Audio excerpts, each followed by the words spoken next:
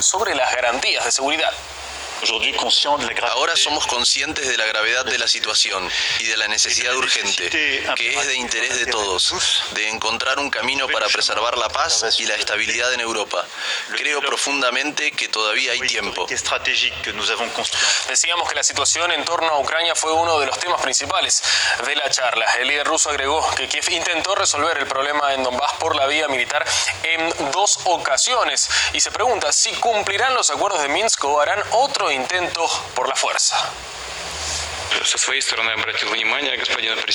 Por mi parte, llamé la atención del señor presidente sobre la negativa de las actuales autoridades ucranianas a cumplir sus obligaciones en el marco de las medidas acordadas en Minsk y en el formato de Normandía alcanzadas en cumbres en París y Berlín.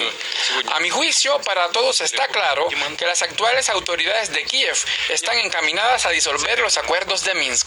La tensión en el este de Ucrania es alta. Las repúblicas autoproclamadas de Lugansk y Donetsk denuncian un aumento de la actividad militar de las tropas ucranianas y señalan que Kiev se está preparando para una ofensiva en el Donbass. En este sentido, la histeria promovida por Occidente está teniendo consecuencias en Ucrania y ya llega al límite de lo absurdo, al punto de que población civil se reunió para realizar ejercicios militares con armas hechas de madera. Las imágenes los muestran aprendiendo movimientos básicos. Por otra parte, la campaña del miedo de Washington y los medios occidentales se supera cada día y es muy peligrosa. Medios influyentes como The New York Times, The Washington Post y Reuters señalan que Rusia preparó un 70% de las fuerzas necesarias para invadir Ucrania. Lo hacen citando funcionarios anónimos de Estados Unidos y sin presentar pruebas. Pero esto no es todo. Las versiones ya adquieren una dimensión impensada en donde se juega incluso con vidas humanas.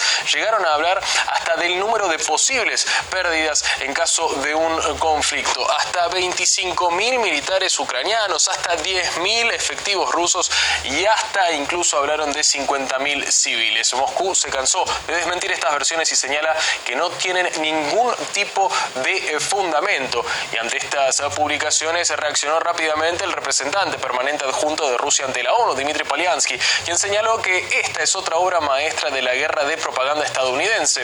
Además, el diplomático ruso de manera irónica agregó: ¿qué pasaría si dijéramos que Estados Unidos podría tomar Londres en una semana y provocar 300.000 muertes civiles? Y también se preguntó si estas publicaciones le sentarían bien a los estadounidenses y los británicos. Y aquí vemos, es igual de malo para los rusos y los ucranianos. Así lo resumió. Recordemos que la primera publicación de un medio occidental sobre la inminente invasión de Rusia a Ucrania fue hace 100 días. Sí, hace más de 3 meses. 100 días de inminencia. Y como vemos, el tiempo pasa y aún seguimos esperando.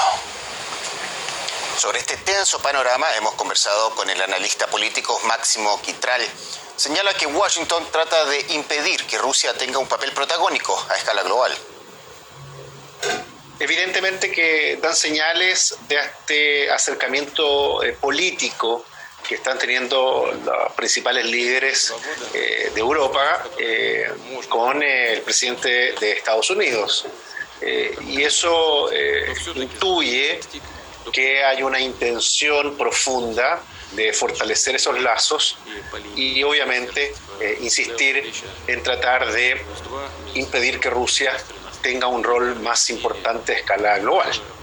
Y eso responde también un poco probablemente que hay una visión política bastante desconectada con la historia que hay entre Rusia y Ucrania. Y quizás hay cierta improvisación en algunas decisiones que está adoptando Joe Biden justamente para presionar e impedir que Rusia tenga un rol protagónico dentro del concierto internacional. La reunión entre el presidente de Estados Unidos y el canciller federal de Alemania también estuvo centrada en el tema de Ucrania. Ambos amenazaron a Moscú con sanciones, insistiendo en la posibilidad de una agresión militar por parte de Rusia. El inquilino de la Casa Blanca reiteró sus advertencias de medidas punitivas contra el gasoducto Nord Stream 2. Sin embargo, el líder alemán no se mostró tan contundente sobre esta cuestión. Elena Villar nos amplía las declaraciones. Día de encuentros importantes aquí en Washington, D.C. Primera visita del canciller alemán Olaf Scholz a la capital de Estados Unidos desde que asumió el cargo el pasado diciembre. En rueda de prensa conjunta con el presidente estadounidense, Biden ha calificado la reunión de muy productiva. El principal tema, según el presidente también, una aproximación unida para disuadir la amenaza rusa en Ucrania. Aunque ha asegurado Biden que apuestan por la diplomacia, también ha dicho que están preparados si Rusia decide invadir. Ampliamos sus palabras. La diplomacia es la mejor manera para avanzar. Ambos estamos convencidos de esto, incluso la mejor variante para Rusia en esta crisis. Lo hemos puesto claro, estamos dispuestos a continuar las negociaciones de buena voluntad con Rusia. Alemania siempre ha sido el líder en promover la desescalada de las tensiones y favorecer el diálogo en el formato del Cuarteto de Normandía. Pero si Rusia decide invadir a Ucrania, estamos listos para todo. Biden ha recordado el reciente envío de tropas en el marco de la OTAN y se ha mostrado agradecido a Alemania por albergar buena parte del contingente militar estadounidense. Durante toda la rueda de prensa, por ambas partes han insistido en transmitir un mensaje de unidad, aunque no en todos los puntos las palabras han sido las mismas. Por ejemplo, sobre el Nord Stream 2, el gasoducto que conecta Rusia y Alemania. Biden ha dicho claramente que si hay invasión no habrá Nord Stream 2. Scholz, por su parte, ha evitado ser específico con las posibles respuestas para que Rusia, ha asegurado, no sepa las medidas que adoptarán. Sin embargo, ha instado a los periodistas a no preocuparse mucho por la supuesta dependencia de Alemania de los suministros de gas ruso. Vemos parte de lo que ha dicho el canciller alemán.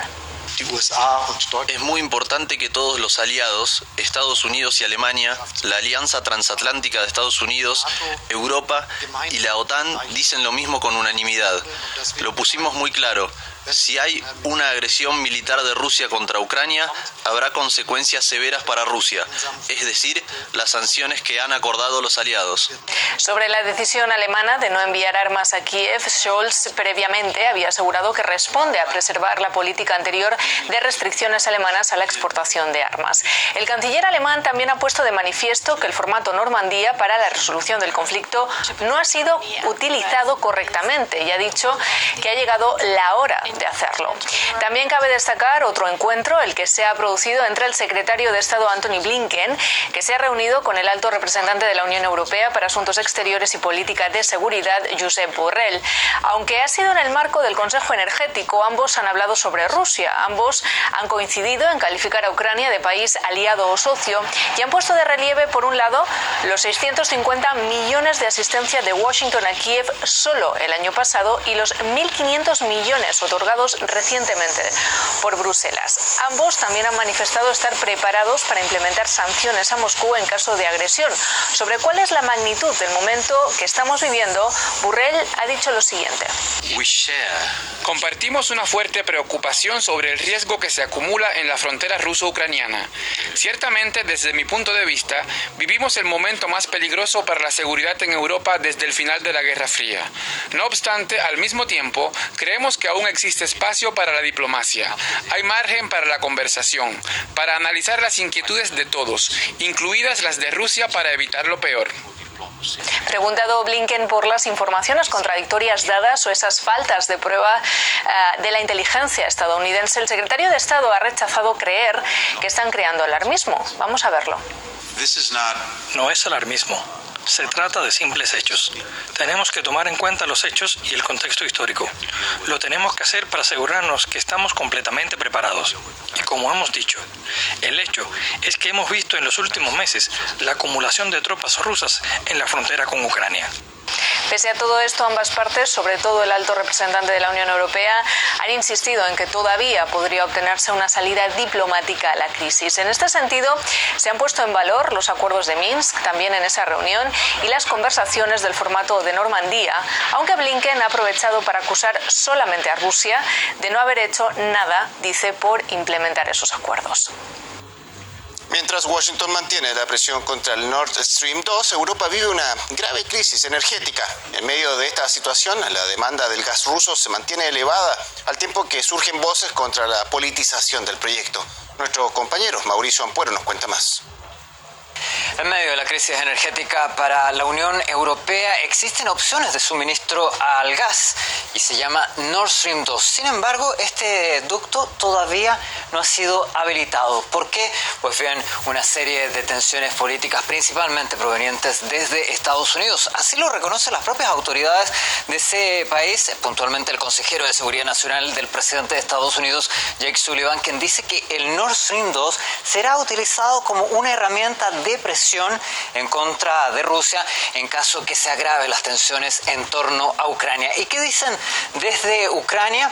Y es que en ese país es donde está actualmente el gasoducto terrestre que transporta el gas desde Rusia a la Unión Europea. Ucrania recibe un impuesto por la utilización de su territorio en ese ducto y se opone firmemente al gasoducto Nord Stream 2 que transita por vía marítima. Desde Alemania se firmaron una serie de acuerdos para la concreción de este gasoducto Nord Stream 2 con Rusia y que esperan mantener.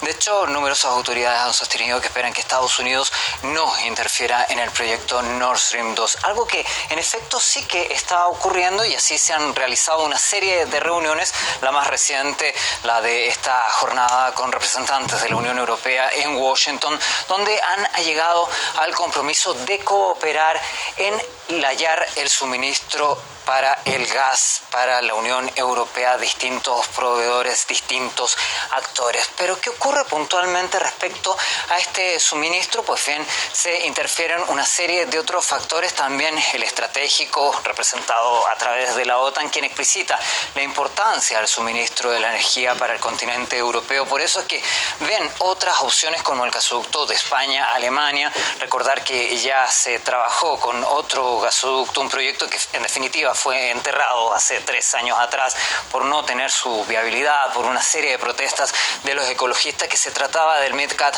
que pretendía transportar el gas desde el norte de África hasta a través de la península ibérica, ingresar al continente europeo. Sin embargo, su capacidad era de 7.000 millones de metros cúbicos, algo que contrasta fuertemente con la capacidad del Nord Stream 2, un gasoducto que ya está habilitado, pero que no está en funcionamiento, 55.000 millones de metros cúbicos. El MidCat, a través de un tercer ingreso, tenía la capacidad de poder duplicar, pero aún mantenía muy por lejos esa capacidad que ofrece el Nord Stream 2. De hecho, Rusia durante los últimos años se mantiene como el principal proveedor de gas natural a el continente europeo. El 2019 un 40%, y se ha mantenido esta estadística pese a las tensiones reiteradas y a las acusaciones en torno a por parte de la Unión Europea u otros actores de acusar a Rusia de tratar de minimizar el suministro de gas para, en definitiva, adulterar los precios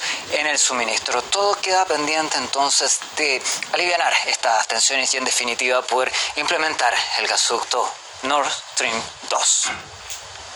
En Honduras termina la incertidumbre legislativa ante la existencia de 2 juntas directivas paralelas en el Congreso. Jorge Calix firmó un acuerdo para respaldar a su oponente Luis Redondo como único líder parlamentario. Manifestó que deja atrás sus pretensiones por el bien del país y que se desempeñará como diputado. Este servidor de ustedes ha decidido dar un paso al costado, no pensando en mi carrera política, simplemente pensando en lo que más le conviene al pueblo hondureño en este momento. Jorge Calix prometió que apoyará plenamente la agenda legislativa de la presidenta Xiomara Castro y los proyectos dirigidos a la refundación de Honduras, una posición que saludó la propia mandataria. A su vez, el Partido Libre se comprometió a restituir los cargos y derechos de los diputados disidentes que fueron expulsados por respaldar a la Junta Paralela del Congreso. Recordemos que la crisis política estalló poco antes de la toma de posesión de la nueva líder del país. Luis Redondo era la opción que apoyaba a Xiomara Castro en base a un acuerdo político previo entre los partidos que impulsaron su candidatura a la presidencia. El politólogo Sergio Vélez opina que lo importante de este pacto es la posibilidad de facilitar la transformación de Honduras con el esfuerzo de todos los miembros del Partido Libre. vemos nosotros que de cara a lo que demanda la gobernanza de la presidenta Xiomara Castro de Zelaya, se ve y se avisora que la situación en la cual esa bancada van a respaldar todo lo que el Ejecutivo solicite en aras de ir transformando un país, incluyendo el tema que preocupa a muchos versados en las leyes, es cómo se va a conseguir un respaldo de una mayoría cualificada, ¿verdad?, en el sentido de los temas